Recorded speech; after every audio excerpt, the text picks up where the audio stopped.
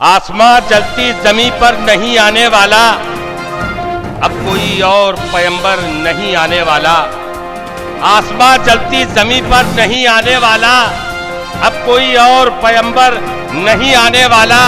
और प्यास कहती है कि चलो रेत निचोड़ी जाए, प्यास कहती है कि चलो रेत निचोड़ी जाए। अपने हिस्से में समंदर नहीं आने वाला, अपने हिस्से में समंदर नहीं आने वाला। और अपने काबे की हिफाजत तुम्हें खुद करनी होगी, अपने काबे की हिफाजत तुम्हें खुद करनी होगी। अब अबाबीलों का लश्कर नहीं आने वाला, अब अबाबीलों का लश्कर नहीं आने वाला। और तू पुकारेगा तो ऐ सहने हरम आएंगे, तू पुकारेगा तो ऐ सहने हरम आएंगे।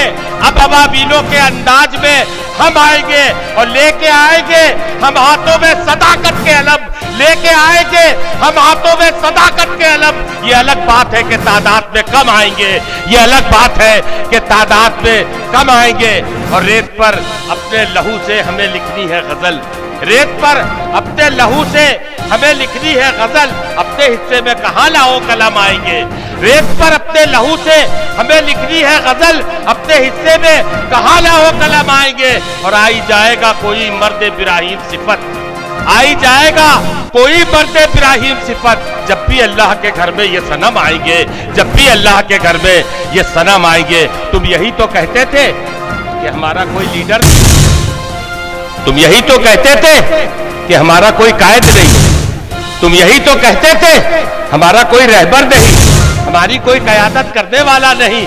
और कैसा कायद चाहिए और कैसी कयादत चाहिए और कैसा लीडर चाहिए। एक ऐसा लीडर तुम्हारे बीच में अल्लाह रब्बुल इज्जत ने भेजा कि जो पाक दामन है, पाक सीरत है, पाक सूरत है। क्या ऐसा भी लीडर तुमने कभी देखा है, कभी सुना है, जो बावजू रहता हो 24 घंटे मंच पे भी अगर रहता है तो बावजू रहता है।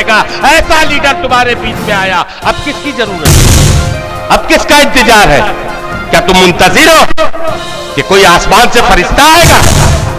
क्या तुम मुंतजिर हो कि कोई जादू की छड़ी होगी कि तुम्हारे हालात बदल जाएंगे?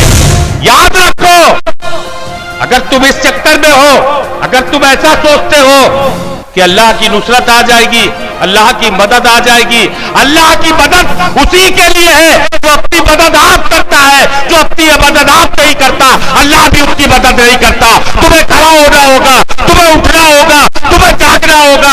जब तक कि तुम नहीं जागोगे, नहीं खड़े होगे, नहीं जद्दोजहद करोगे, कोई अल्लाह की मदद नहीं आने वाली।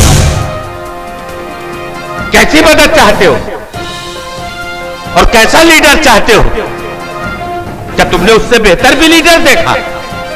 जब भी तुम्हारे बीच में कोई आया तुमने उस पर एक ही इल्जाम लगाया, क्या ओवैसी पहला एजेंट है?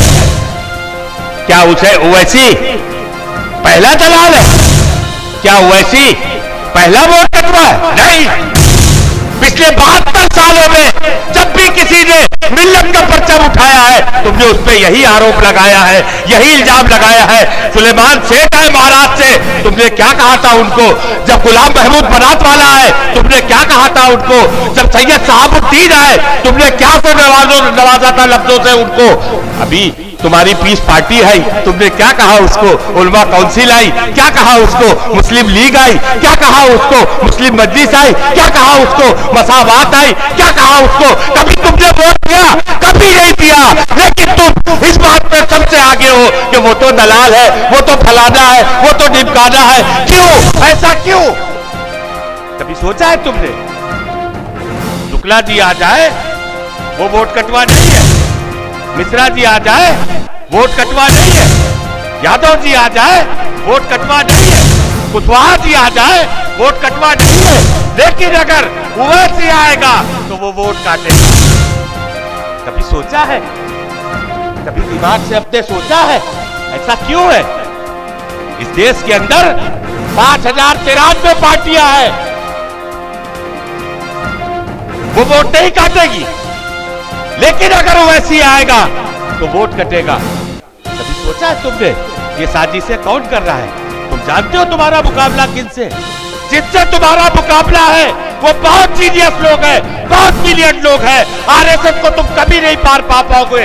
100 साल भी अगर तुम पढ़ोगे तुम आरएसएस को नहीं छू पाओगे। उनके प्रोपेगेंडों में, उनकी मक्कारियों में, उनके बोहतानों में तुम कभी उनको नहीं पकड़ पाओगे। अगर तुम उनसे जीतना चाहते हो तो एक ही तुम्हारे पास हथियार है और वो है ईमान का हथियार। ईमान की ताकत से तुम उनसे लड़ सकते हो, मक्कारी में उनसे नहीं जीत पाओगे। कभी तुमने सोचा है, अभी चुनाव आएगा, क्या कहा जाएगा हमसे? यार काला चोर जीत जाए, भाजपा नहीं जीतनी चाहिए। कहेंगे कि नहीं कहेंगे? अच्छा भी लगता है सुनने में, लगता है कि बात ठीक कह रहा है, भाजपा न जीतने पाए। लेकिन तुम जानते हो इस शब्द में तुम्हारा क्या नुकसान होता है, इस लफ्ज में तुम्हारा क्या नुकसान है? कभी तुमने सोचा है कि ये प्रोपेगेंडा भी तुमको ही तबाह करने के लिए है? कभी इस बात को तुम्हारे ख्वाबों में नहीं आया होगा कि इसमें भला क्या प्रोपेगेंडा है? अगर एक आदमी हमसे ये कह रहा है कि भाजपा न जीतने पाए, अभी चुनाव आएगा, जब तुमसे कोई कहता है कि भाजपा न जीतने पाए, आप भाजपा को हराने में लग जाते हो। कौन सा ऐसा थर्मामीटर है तुम्हारे पास जो तुम लगा के देख लो कि फलाना जीत रहा है? कोई थर्मामीटर नहीं है। हमने देखा, मेरी नजर में असलम भाई चुनाव जीत रहे हैं, हमने असलम भाई को वोट दे दिया। आपकी नजर में वसीम भाई चुनाव जीत रहे थे, आपने वसीम भाई को वोट दे दिया। आपकी नजर में इलियास भाई चुनाव जीत रहे थे, आपने इलियास भाई को जो वोट दे दिया।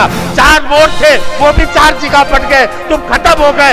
ये साची देगी कि जब तुमसे कहा जाएगा कि तुम्हें भाजपा को हराना है, सबसे पहले तुम हार जाओगे, क्योंकि जो हराने के लिए वोट डालता है वो कभी नहीं जीत सकता, वो कभी नहीं जीत सकता। तुमने कभी सोचा है? क्यों नहीं सोचते हो ये? क्या तुम इसी के लिए पैदा हुए हो? पहले कांग्रेस के दलाल हुआ करते थे मुस्लिम लीडर, अब भाजपा के दलाल होने लगे। 8,000 करोड़ रुपए का मालिक वो दलाल है, वो पैसे से बिक जाएगा। जिसके सर पे जो टोपी है उस पे भी नालैने मुबारक बनी है, जो साल के 6 बार आका सल्लल्लाहु अलैहि वसल्लम के रोजे पे पड़ा रोता रहता है, जो मंच पे बैठता है जितनी देर खामोशी से कुरान का विर्द करता रहता हैगा, जो मंच पे डाइट पे खड़ा होता हैगा, बावजू होके खड़ा होता हैगा, वो शख्स तुम्हारे लिए दलाल है, वो शख्स तुम्हारे लिए गद्दार है, वो शख्स तुम्हारे लिए एजेंट है। लानत है ऐसी सोच के ऊपर, लानत है ऐसी सोच के ऊपर। कब बदलोगे इस सोच को तुम? अभी आम आदमी पार्टी चुनाव लड़ने आ रही है 403 पे, किसी ने नहीं कहा वोट कटेगा। बहुजन समाज पार्टी 300-403 पे लड़ेगी, किसी ने नहीं कहा कि वोट कटेगा। समाजवादी पार्टी 403 पे लड़ेगी, किसी ने नहीं कहा वोट कटेगा। कांग्रेस पार्टी लड़ेगी, किसी ने नहीं कहा वोट कटेगा। लेकिन अगर ओवैसी आ गया तो वोट कट जाएगा, वोट बढ़ जाएगा। क्यों बढ़ जाएगा? ना बढ़ जाएगा, किसका वोट बढ़ जाएगा? हमसे कहा जाता है कि भाजपा न जीतने पाए। कभी सोचा है तुमने? किससे कहा जा रहा है कि भाजपा न जीतने पाए? हमसे। एक मुसलमान ही तो है जो भाजपा को वोट नहीं देता और उसी से कहा जाता है भाजपा न जीतने पाए। कभी तुमने शुक्ला जी से क्यों नहीं कहा कि भाजपा न जीतने पाए? कभी यादव जी से क्यों नहीं कहा कि भाजपा न जीतने पाए? कुशवाहा जी से क्यों नहीं कहा कि भाजपा न जीतने पाए? पाल साहब से क्यों नहीं कहा कि भाजपा न जीतने पाए? दलितों से क्यों नहीं कहा कि भाजपा न जीतने पाए? जो लोग भाजपा को वोट देकर जिताते हैं उससे तुमने कभी नहीं कहा, और जो कौम कभी भाजपा को वोट नहीं देती है उससे कहा जाता है भाजपा न जीतने पाए। ये कैसी पॉलिसी है? ये कैसी साजिश है? ये कैसे तुम्हारे खिलाफ पड़ियत है? कभी तुमने सोचा है? कभी नहीं सोचोगे, खुदा की कसम कभी नहीं सोचोगे। जब तक के चाय के होटलों पे बैठ के तुम ईमानों की बातें करते रहोगे, ऐसे ही बर्बाद रहोगे। क्योंकि ईमानों में जो तुम्हारे मुकद्दरों के फैसले होते हैं वो तुम्हारे नुमाइंदगी की बुनियाद पर रोके जा सकते हैं, तुम्हारे चाय पीने से नहीं रोके जा सकते। एक चाय पी, सरकार बना दी, दूसरी चाय में गिरा दी। कभी सोचा है तुमने? उत्तर प्रदेश जैसा सूबा, 24 करोड़ की पॉपुलेशन, 20% मुसलमान, यानी समथिंग 5 करोड़ मुसलमान। 2014 में एक भी सांसद तुम्हारा नहीं जीता, तुम्हारी नुमाइंदगी खत्म कर दी गई। लेकिन तुम न जागना, तुम कभी न बेदार होना, तुम कभी न सोचना। और अगर तुमने इस बातों को कहा जो यूसुफ मंसूरी ने तुमसे कही, तो कहने लगे क्या यार बेवकूफी की बात करते हो, हम 20% है, वो 80% है, बोला कैसे उससे मुकाबला हो सकता है? खुदा की कसम, मेरे आका सल्लल्लाहु अलैहि वसल्लम ने अगर ये सोच लिया होता, 313 लेके निकले थे, हजारों का लश्कर सामने था, खुदा की कसम आज इस्लाम का फैलता, अगर यही बात मेरे आका ने सोच ली होती। हमने 830 साल हुकूमत करी इस मुल्क के अंदर। क्या हम यहाँ बहुसंख्यक थे? क्या हम यहाँ अक्सरियत में थे? हमने 800 साल स्पेन में हुकूमत करी, क्या हम अक्सरियत में थे? क्या हम बहुसंख्यक थे? नहीं, हम वहां भी अकलियत में थे, यहाँ भी अकलियत में है और आज भी अकलियत में। अकलियतों से कभी ना कोई जंगली जीती हारी जाती है, अकलियत होने की बुनियाद पर न कभी चुनाव हारा जा सकता है। क्योंकि जब चुनाव की बेला में आओगे तो ये गणित बदल जाता है। उत्तर प्रदेश के अंदर हमसे बड़ा वोट बैंक किसी का नहीं। यहां तो 9% सत्ता में भागीदार ही नहीं, मालिक बना बैठा है। 3% पाल अपनी हिस्सेदारी मांग रहा है। 2% वाले अपनी हिस्सेदारी, अपनी नुमाइंदगी मांग रहे हैं और 20% वाले दरी बिछा रहे हैं, कुर्सियां बिछा रहे हैं, गुलामी कर रहे हैं। याद रखो, गुलामी में भीख मिलती है, साझेदारी कभी नहीं मिलती है, कभी हक नहीं मिलता है। तुमको भीख तो मिल सकती है लेकिन तुम्हें हक नहीं मिल सकता। हमने कब कहा कि हम यहां प्रधानमंत्री बन जाएंगे? हमने कब कहा कि हमारी सरकार बन जाएगी? हमने कब कहा कि हमारा यहां मुख्यमंत्री बन जाएगा? क्या ऐसा कभी हमने कहा? क्या वैसी ने कभी कहा कि हम यहां अपनी सरकार बना लेंगे? बताओ, अपने दिलों पे हाथ धर के कहा कभी? नहीं। हमारी लड़ाई क्या है?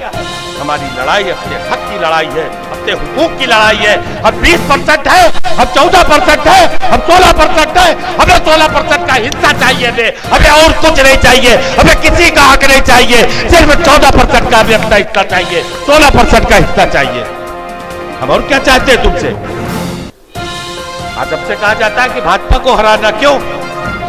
क्यों तुम इस हालत के जिम्मेदार क्या भाजपा को मानते हो?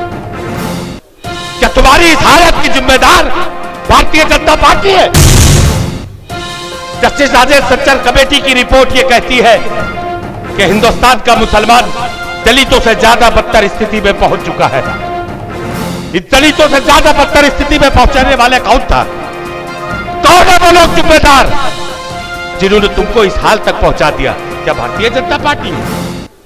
हमसे कहा जाता है कि आप भाजपा की विरोध नहीं करते हैं, बाकी सबका करते हैं।